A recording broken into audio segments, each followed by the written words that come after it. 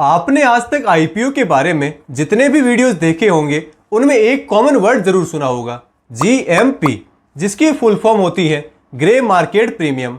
हम किसी आईपीओ के बारे में बात करें और ग्रे मार्केट प्रीमियम की बात ना हो, ऐसा तो हो ही नहीं सकता।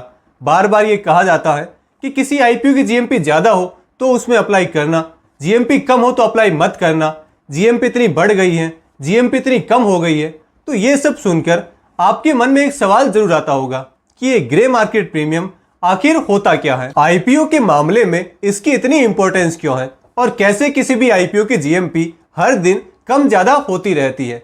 तो आज की इस वीडियो में हम इसके बारे में डिटेल में बात करने वाले हैं, जिसके बाद आईपीओ के ग्रे मार्केट प्रीमियम को लेकर आपके मन में कोई डाउट नहीं रहेगा। तो पूरी जानकारी के लिए इस वीडियो के अंत तक बने रहें। अब देखिए, इसमें मेनली दो वर्ड हैं, ग्रे मार्केट और प्रीमियम।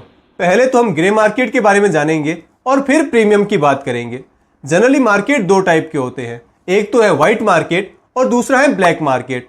व्हाइट मार्केट वो जगह होती है जहां लीगल एक्टिविटीज होती है और इस मार्केट को किसी ना किसी गवर्नमेंट बॉडी के द्वारा रेगुलेट किया जाता है। जैसे हम किसी लिस्टेड कंपनीज के शेयर्स खरीदते हैं। अब क्योंकि ये चीज लीगल भी है और इसे सेबी के द्वारा रेगुलेट भी किया जाता है, तो इसे हम व्हाइट मार्केट कहेंगे। और जहां इलीगल एक्टिविटीज होती हैं, किसी गवर्नमेंट अथॉरिटी का कंट्रोल नहीं होता है, उसे कहते हैं ब्लैक मार्केट। अब ये जो व्हाइट मार्केट और ब्लैक मार्केट है, इन्हीं के बीच में कहीं होता है ग्रे मार्केट। इसे ग्रे नाम इसलिए दिया गया है क्योंकि ना तो ये लीगल है और ना ही इलीगल है। ग्रे मार्केट के केस में गूगल का भी ये कहना है कि ये अनऑफिशियल जरूर है लेकिन इलीगल नहीं है। यानी बाइंग और सेलिंग तो ग्रे मार्केट में होती है, लेकिन क्योंकि इस मार्केट को कोई गवर्नमेंट बॉडी रेगुलेट नहीं करती है, इसमें अनऑथोराइज डीलर काम करते हैं, तो इस मार्केट को एक ऑफिशियल मार्केट नहीं कहा जा सकता। ये तो बात हुई ग्रे मार्केट की। अब अगर प्रीमियम की बात करें तो देखिए, किसी भी चीज की जो फिक्स प्राइस है उससे एक्स्ट्रा हमें जो भी मिलता है वो होता है प्रीमियम। जैसे किसी प्रोडक्ट की कीमत है 1000 रुपए और हमें उसके 1050 रुपए मिल रहे हैं, तो ये जो ऊपर के 50 रुपए है ये हमारे लिए होगा प्रीमियम। अब यहाँ आपके मन में एक सवाल ये आ सकता है कि हमें कोई प्रीमियम देगा क्यों, यानी 1000 रुपए की चीज के कोई 1050 रुपए क्यों देगा। तो देखिए, इसके लिए दो डिसाइडिंग फैक्टर होते हैं। पहला तो है प्रोडक्ट की क्वालिटी और दूसरा है डिमांड एंड सप्लाई का रेशियो। अगर आपके पास कोई ऐसी चीज है जो बहुत रेयर है या मार्केट में उसकी डिमांड ज्यादा है और सप्लाई कम है, तो बायर उस चीज को प्रीमियम पर भी खरीदने के लिए तैयार होता है। जैसे मान लीजिए आपके पास पुराने टाइम का कोई एक डॉक्यूमेंट है जिसकी दुनिया भर में बस 10 कॉपीज ही है, तो उसकी एक्चुअल कीमत भले 1000 रुपए हो, लेकिन आपको उसके 1 लाख रुपए तक भी मिल सकते हैं। तो यहाँ 1000 रुपए से ज्यादा आपको जो भी प्राइस मिलेगी वो आपके लिए प्रीमियम होगा। उम्मीद है आपको ग्रे मार्केट और प्रीमियम का कॉन्सेप्ट तो समझ आ गया होगा, लेकिन आईपीओ के केस में ग्रे मार्केट प्रीमियम का मैकेनिज्म कैसे काम करता है, चलिए अब इस पे बात करते हैं। देखिए, आईपीओ के ग्रे मार्केट में दो तरह की एक्टिविटी होती है। पहला तो है आईपीओ शेयर्स की बाइंग और सेलिंग और दूसरा है आईपीओ एप्लीकेशन की बाइंग और सेलिंग, जिसमें हम कोष्टक रेट और सब्जेक्ट टू सौदा रेट का कॉन्सेप्ट भी समझेंगे। लेकिन पहले बात करते हैं आईपीओ शेयर्स के बारे में। तो देखिए, ग्रे मार्केट में 3 पार्टीज होती हैं, बायर, सेलर और डीलर। डीलर जो है वो बायर और सेलर के बीच में एक मीडिएटर का काम करता है। जैसे ही कोई आईपीओ अनाउंस होता है तो ग्रे मार्केट में उसकी ट्रेडिंग शुरू हो जाती है, लेकिन जैसे हम स्टॉक एक्सचेंज पर ट्रेड करते हैं यहाँ वैसा नहीं होता है।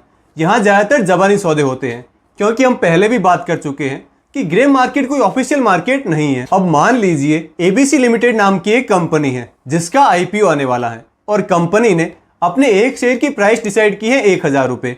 अब क्योंकि एबीसी लिमिटेड के फंडामेंटल्स काफी अच्छे हैं, कंपनी का वैल्यूएशन रीजनेबल है, तो ग्रे मार्केट में किसी बायर को यह लगता है कि इस कंपनी की लिस्टिंग 1200 रुपए पर हो सकती है, तो वो बायर ग्रे मार्केट में 1100 रुपए की प्राइस पर यानी 100 रुपए का प्रीमियम देकर एबीसी लिमिटेड के शेयर्स परचेज करना शुरू कर देता है, क्योंकि वो उन शेयर्स को 1200 रुपए पर सेल करके 100 रुपए का प्रॉफिट खुद कमाना चाहता है। अब हो सकता है कि आज के दिन ग्रे मार्केट में इस कंपनी के बायर ज्यादा हैं और सेलर कम है, तो इसके प्रीमियम्स बढ़ जाएंगे, और अगर कल को बायर कम हो जाते हैं और सेलर ज्यादा हो जाते हैं तो इसके प्रीमियम्स कम हो जाएंगे।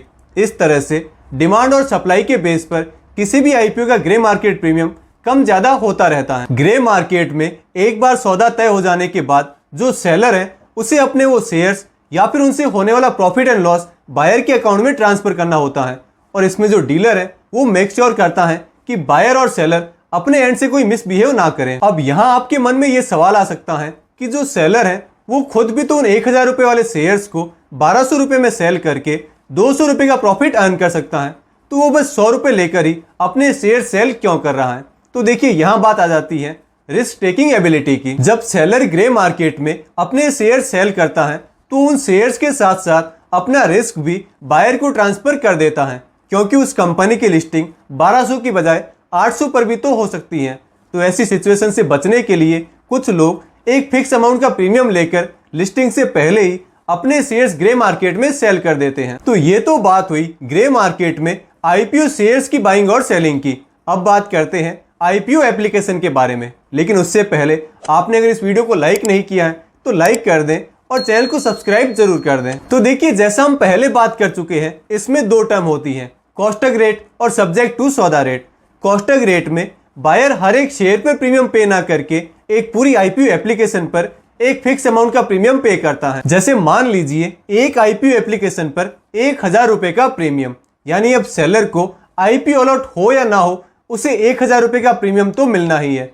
अगर सेलर को आईपीओ अलॉट हो जाता है तो उसे वो शेयर्स या फिर उनसे होने वाला प्रॉफिट एंड लॉस बायर के अकाउंट में ट्रांसफर करना होता है। इसे आप इस तरह से समझिए कि बायर ग्रे मार्केट में 50 एप्लीकेशंस परचेज करता है और उसमें से 10 में उसे अलॉटमेंट मिल जाता है और हर एक एप्लीकेशन से उसे 10,000 रुपए के प्रॉफिट की उम्मीद है। तो इस तरह से उसका टोटल प्रॉफिट होगा 1 लाख रुपए और इसमें से उन 50 एप्लीकेशंस के 1,000 रुपए का प्रीमियम जो उसने पे किया है, यानी 50,000 रुपए माइनस करने के बाद भी बायर 50,000 रुपए के प्रॉफिट में रहेगा। अब इस कॉस्टक रेट में तो आईपीओ अलॉट हो या ना हो सेलर को एक फिक्स प्रीमियम मिलना ही है, लेकिन सब्जेक्ट टू सौदा रेट में ऐसा नहीं है।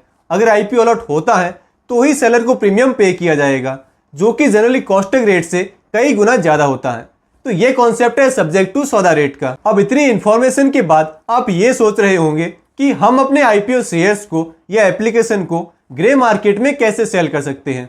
तो देखिए वैसे तो ग्रे मार्केट के लिए कोई एक पर्टिकुलर प्लेटफॉर्म नहीं है और मोस्टली ये पूरा मार्केट ऑफलाइन मोड में ही ऑपरेट होता है। तो अगर आप किसी बड़ी मेट्रो सिटी में रहते हैं तो अपने लोकल मार्केट में पता कीजिए, जहां आपको ग्रे मार्केट में काम करने वाले कुछ लोग जरूर मिल जाएंगे, जिनके थ्रू आप ग्रे मार्केट के डीलर से कांटेक्ट कर सकते हैं। अब क्योंकि ग्रे मार्केट एक अनऑफिशियल मार्केट है तो यहां से मिलने वाली इंफॉर्मेशन भी ज्यादा ट्रस्टेड नहीं होती है और हम तक जो इंफॉर्मेशन पहुंचाई जाती है उसको आसानी से मैनिपुलेट किया जा सकता है।